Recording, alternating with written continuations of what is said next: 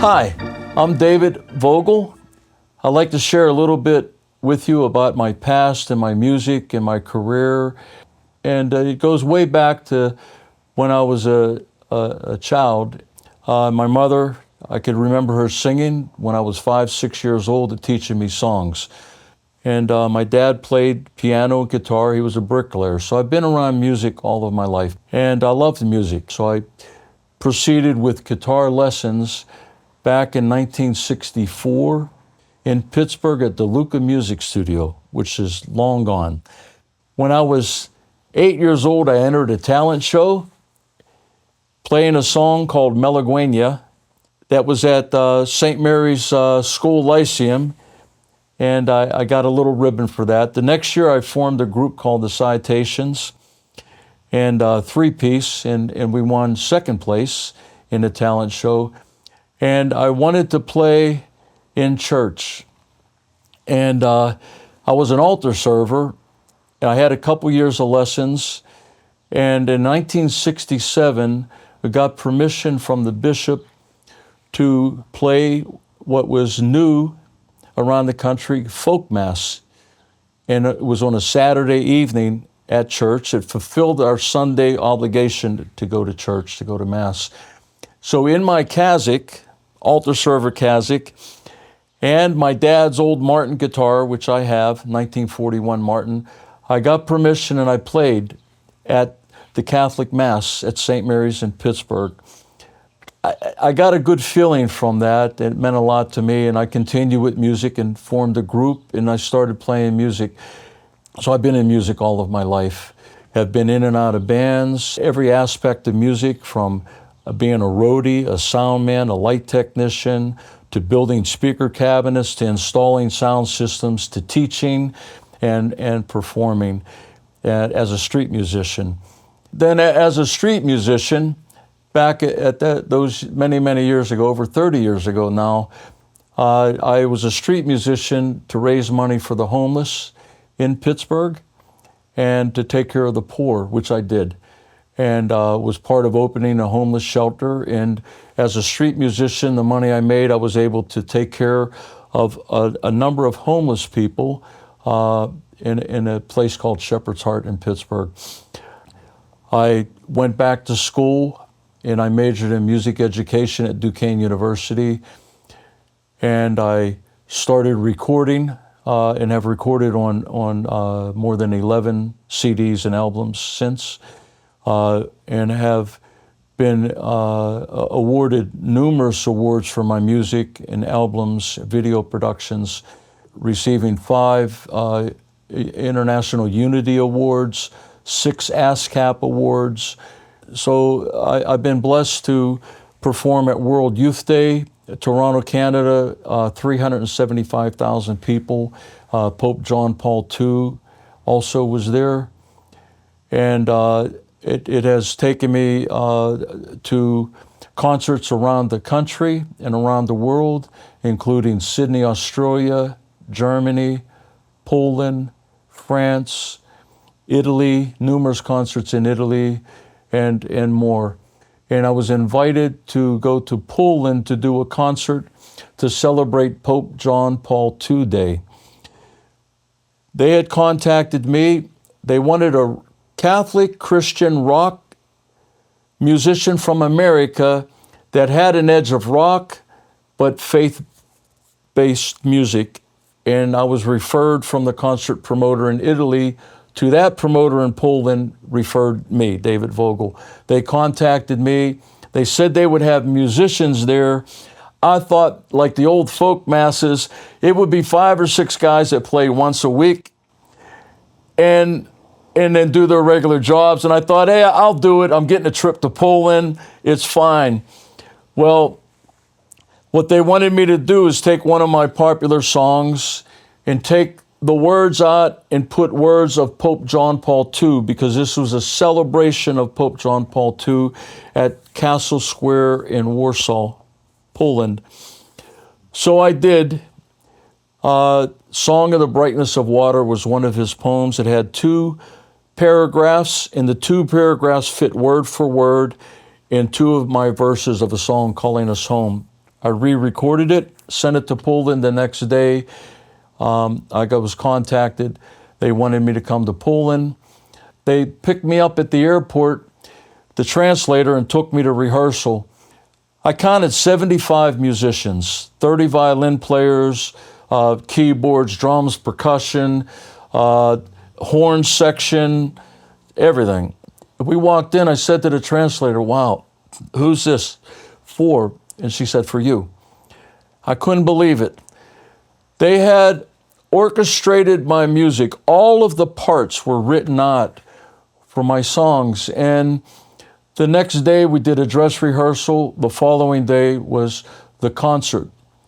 Over 30,000 people in attendance and televised to 38 million people to celebrate Pope John Paul II. Concert. They had, to the left of me were 30 violin players, and I couldn't believe it. They were all playing my music, and I'm singing, and I'm in the center there. And so that was a great experience. I've had many experiences like that all over the world in concerts. But in the process of all those concerts and awards and CDs and 4 songs charted #1 on Christian radio a little over 20 years ago, to me that was great success. But I had a great love for music, but for the Hammond organ and the sound of it. There was something about the Hammond organ, the sound, and it just did something to me. And so I got involved in Hammond organs. David Vogel, we are touched that you would play this important role here in your Steubenville shop to honor the late Don Polito. How did you know Don Polito, David? It's very interesting how we met. I've been playing guitar all of my life, and there was a guitar show in Pittsburgh, and I got a table there, and I put a couple guitars out and miscellaneous stuff. This guy comes around with these flyers, orange and green paper, 8.5 by 11, printed, Phil's TV service, Don Polito, specializing in Hammond organs, Rogers organs, and amplifiers. And he gave it to me, and I held on to it, and we talked briefly, and then time went by, months and months went by, and I had an organ that I got used from a church. They had a garage sale, and I had it in my home studio on the second floor, and it wasn't working right. And I thought, oh man, I can't figure out what's wrong. And I remembered I had that flyer. I ran across it. So I called Don, thinking, and I hope it's not taken wrong, but I thought, this guy, this homemade flyer, you know what I mean? Phil's TV service, that was his dad's business that he took over. I'm thinking, I'll give him a call. What's he going to charge? $100 or something. He's going to drive in, change some tubes, you know. And I called him, and he came. Came with his toolbox and opened it up, turned it on, and he went to work. And let me tell you, that was an A100 organ. When Don was done and he sat down and played, I was blown away. I said, wow, this guy's a genius. He changed resistors and capacitors, and he went over everything, and the organ played perfect. Well, a church wanted the organ, so it went to a church, but I had to get another one, because now I didn't have an organ in my studio, and it had to be Hammond. So after 3 or 4 of these, I worked my way up to finally getting a B3, which I wanted. But each organ I got, I called Don, and he would come in, and the organs would end up going to churches. 5 churches locally here in Steubenville, just for starters. Well, this was the start of I guess you could say, a friendship, a working relationship. We became good friends to the point where I would sometimes have 5, 6, 7 organs lined up on the front sidewalk in the summer, and Don would come with another friend of his that also passed, Russ, and he would go from one organ to the next organ. He'd leave And they would go to churches and go out to studios and musicians, and the next week he'd come back. And this just went on and on and on. But Don, to me, was a genius. He would know without figuring. He had schematics that opened him up, but he knew what was wrong. Most of these organs are in service in country bands, rock bands, blues bands, jazz bands, gospel, reggae, you name it, churches, recording studios, country. It's the staple of music. In the background is a Hammond organ somewhere. So Don and I became almost like partners. We were a team, and these Hammond organs and Leslie speakers became a big thing with me. David, it seemed to me that this relationship, which comes about so surprisingly when a guy drops off a modest flyer at a Pittsburgh guitar show, and quickly you understand that this is a guy with deep expertise, strong work ethic. If I'm right, at that time, you yourself, you did not have deep expertise in understanding the Hammond organ hardware, but as I have been around your shop now and see the depth and breadth of your own commitment of repairing and modifying these Hammond pieces that are in many cases going around to the country to other churches. How did you learn to do this work, David Vogel? Because when Don worked, I helped him and I paid attention. When Don had passed away, I thought, well, that's the end of it, because the servicing is the biggest part. I'm a carpenter, I do, so refinishing an organ, doing woodwork was my thing. I liked it. I liked working with my hands. And I thought, well, now what am I going to do? Don's gone. Then there's another service guy in Pittsburgh, Chris Celadoni. Chris said, I'm retiring, Dave. I'm done. Oh, what do I do? And I got to have all these churches calling me. And I realized, I actually learned an awful lot. So we have here a room. I have churches. I spoke with an organist today, and one 2 days ago, and one last week. So we have in the shop here, I have, we just unfroze a generator, and we had to change a run motor in one here. Did a transplant, which is taking the generator and the manuals out of a good organ, maybe a A100, a cabinet not so desirable, and putting it into an old B cabinet to turn it into basically a B3. I learned a lot from him, because now I'm doing all the things that Don did. But I don't think I'll ever have the expertise and the knowledge that he had.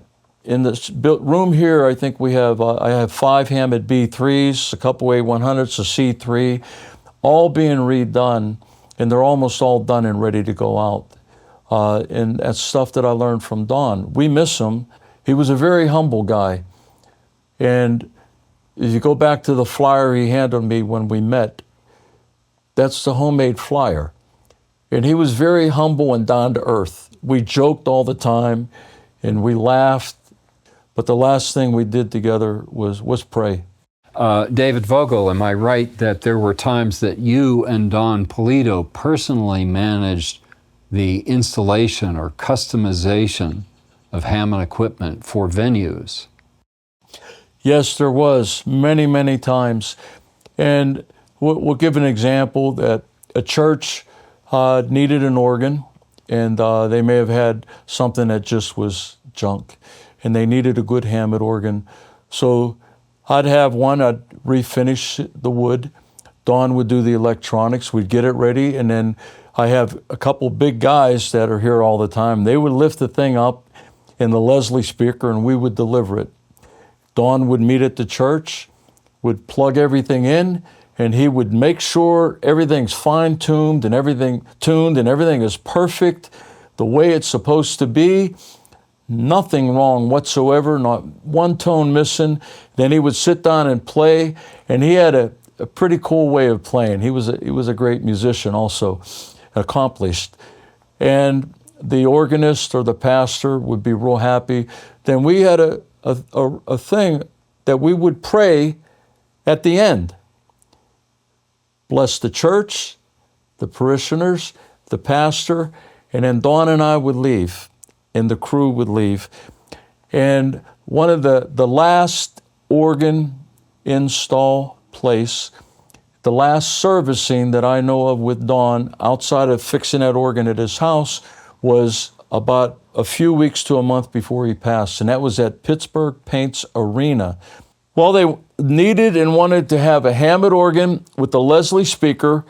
The organist that was wanted, and he did, and that's the way it is now, play in between plays at the organ, but it was a special setup.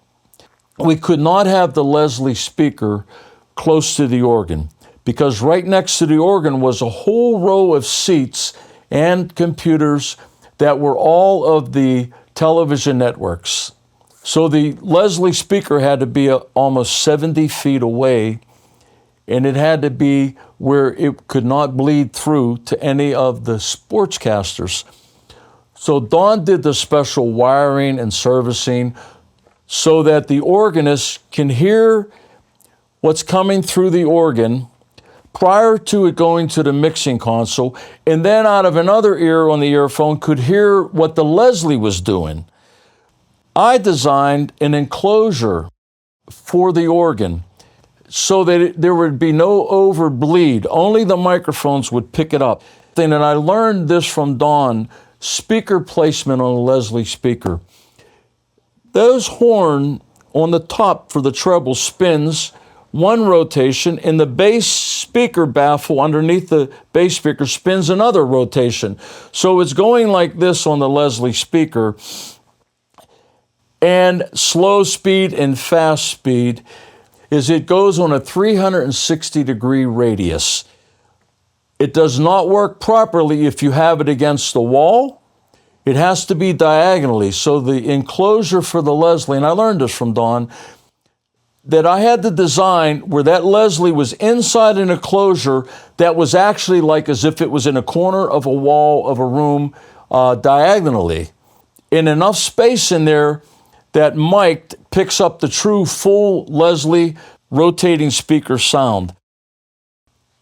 And as you can see in the video clip of both Don playing at the arena and the Leslie enclosure, you could see what I'm talking about. So Don would, as an example, like he would do at the churches before you and Don would depart after a church repair or install, Don played at the PPG sports arena?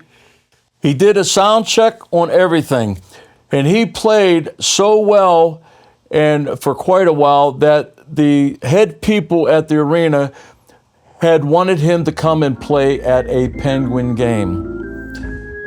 As sad as it is, Don passed away. Of course, he's playing now in heaven, because we think that there's Hammond organs in heaven, all right? There has to be.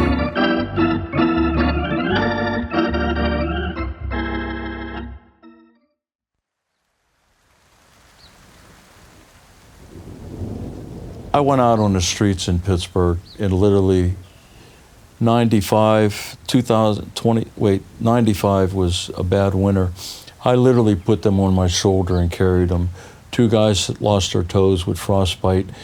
I slept on the floor. I was given use of a building in Oakland. And I got Red Cross to bring in almost 30 cots, and I had them in every room, and I went out and I brought them in.